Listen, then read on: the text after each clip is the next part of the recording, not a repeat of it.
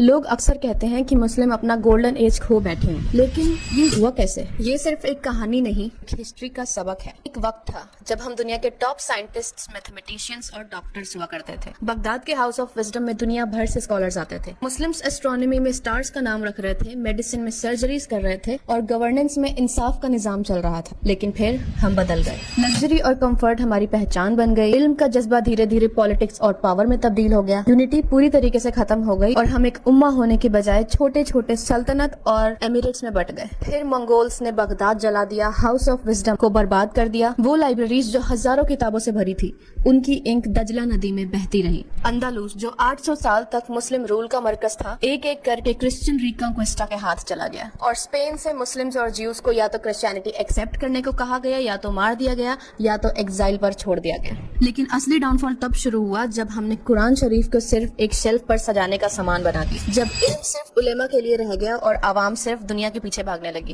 جب ہم نے اپنی لینگویج، اپنی ٹیچنگز اور اپنا ویژن چھوڑ دیا، اور دوسرے رولرز ہمارے ریسورسز، ہمارے آئیڈیاز اور ہمارا فیوچر لے گئے۔ آج بھی ہماری کنڈیشن وہی ہے۔ ہم ٹیکنالوجی یوز کرتے ہیں جو دوسرے بناتے ہیں، ہم میڈیسن یوز کرتے ہیں جو دوسرے کریٹ کرتے ہیں، اور سسٹمز فالو کرتے ہیں جو دوسرے ڈیزائن کرتے ہیں، جبکہ ان سب چیزوں کا کور اسلام سے ہی شروع ہوا۔ ہمارا ڈاؤن فال اس لیے ہوا کیونکہ ہم نے اپنی سورس قرآن اور سنہ کو اپنا بیس بنانا چھوڑ دیا۔ ہسٹری کا سب سے بڑا سبق یہی ہے کہ ہمارا عروج بھی وہیں سے شروع ہوا اور ہمارا زوال بھی وہیں سے شروع ہوا، اور جس دن ہم علم، انصاف اور یونٹی کو اپنائیں گے، اس دن ہمارا اپ رائز دوبارہ ہوگا۔ اور یہ واضح ہے کہ آپ کا آج کا کمفرٹ آپ کو کل کا غلام بنا سکتا ہے، اور اگر آپ کو اٹھنا ہے تو آج ہی اٹھنا ہوگا۔ علم سیکھو، اپنے امہ کے لیے کام کرو، اور اپنی قرآن کو واپس کھول کے سمجھو، اپنی لیگیسی واپس لو، کیونکہ کوئی اور آپ کو یہ واپس لوٹانے نہیں آئے گا۔